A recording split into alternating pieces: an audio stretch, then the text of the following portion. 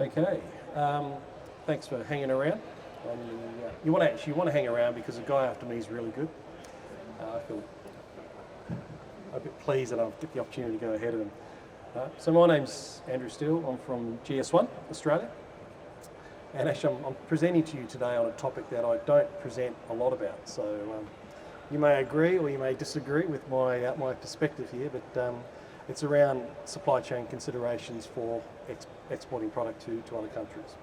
So there's a lot of considerations when you're exporting your product to different markets around the world. Obviously, what is the product?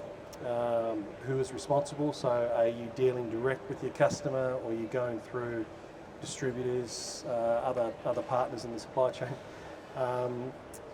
When, why, and most importantly, where is the product?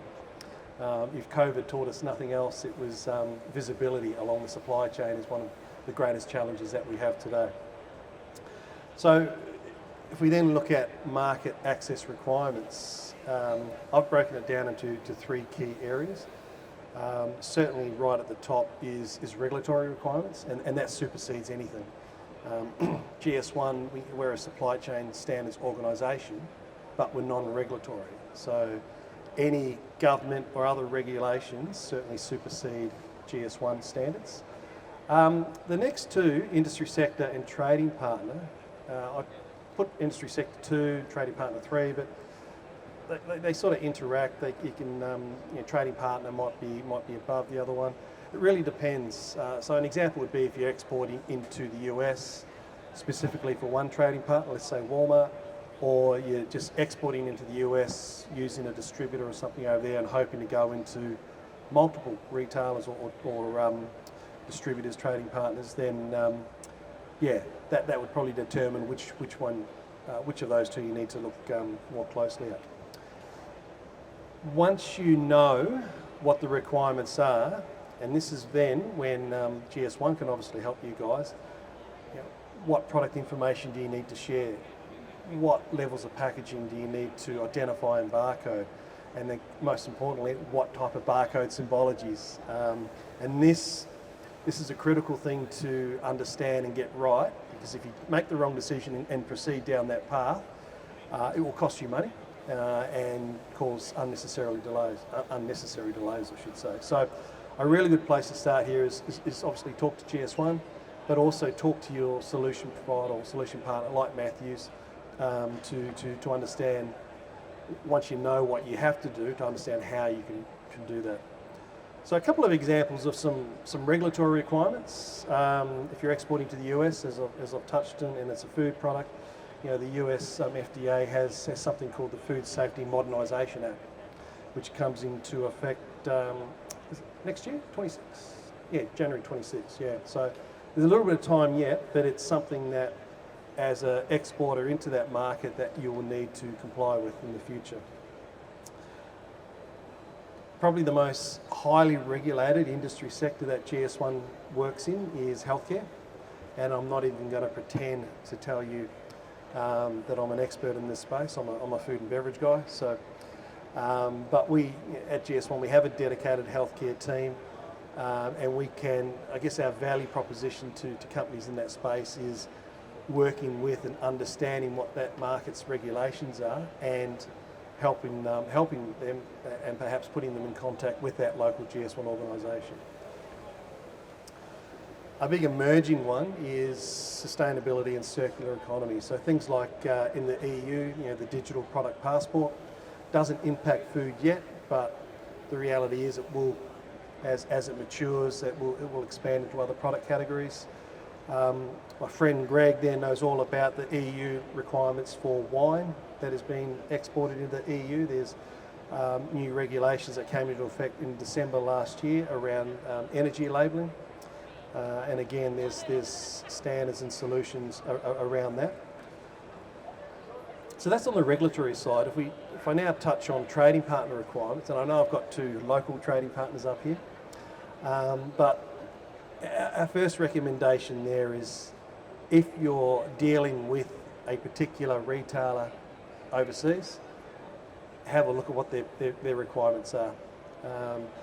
These are two of the best that I've seen in the world, and I'm not saying that just because they're Australian, or they mention GS1 quite a lot through their guidelines, but they're very clear, very comprehensive, cover off pretty much everything that you need to know and understand.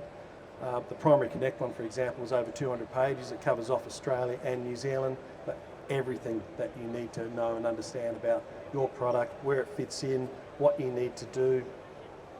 So these are two really good local examples, but there's other ones as well. So Walmart, again, if we're talking about the US, secondary packaging, what their supply chain standards are. Walmart, of interest is looking at RFID again and also barcoding. So if you're dealing with those guys, depending on what product categories you're supplying into them, will determine what your options are and what you need to look at moving forward. And again, once you understand that, come and have a chat to solution providers like Matthews that can, put you on the right path for the solution that you need to meet those requirements. This is one of my favourite pages out of the Primary Connect document, because it's all about barcodes. But this is just an example of how sort of clear and concise it can be. It talks about the different levels of packaging, what is required, the different symbologies that they can accept or can't accept. And this document is updated regularly, so I wouldn't be saying things out of school, but I know the Matthews guys, as an example, follow this documentation pretty closely to keep up to date. So it is, from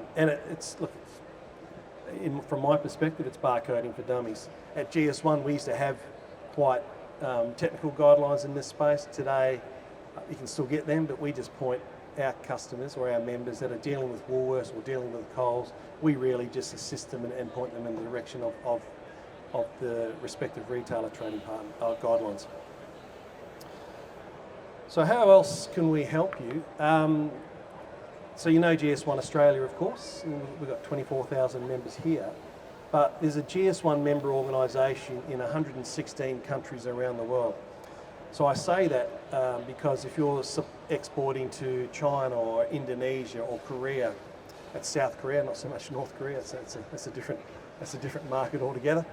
But the chances are that market that you're exporting into, there's more than likely a GS1 member organisation. So you're more than welcome to reach out to us, and we can assist you by either putting your trading partner or your distributor over there in contact with a local GS1 member organisation, or we can reach out to that GS1 member organisation on your behalf.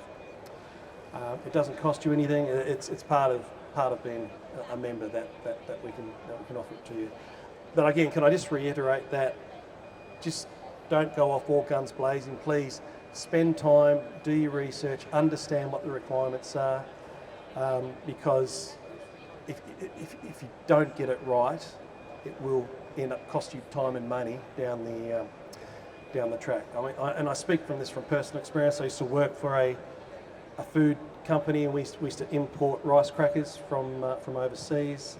We changed the packaging, and we actually changed the source of supply. So we went to a different packager, and then we didn't do some QA, and we found out that they got the incorrect barcodes across the different products. So we had to recall the product, relabel at our time and cost before we could send back out to the retailers.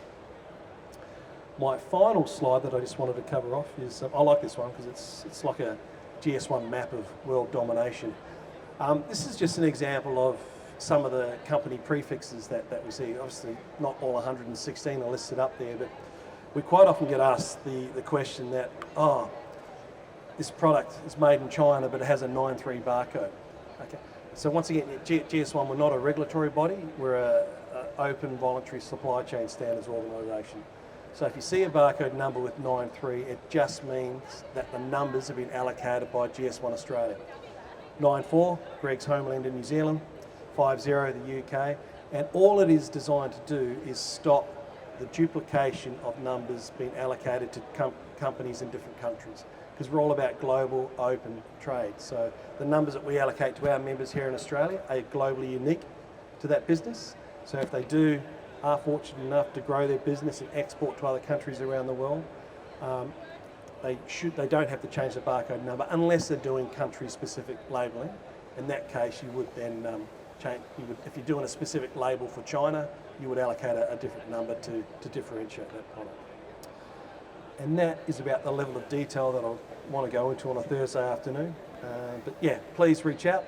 As I said, guys, we're a member organisation, so we're here to help our members in industry. So yeah, just no such thing as a dumb question. Just reach out to us at any time.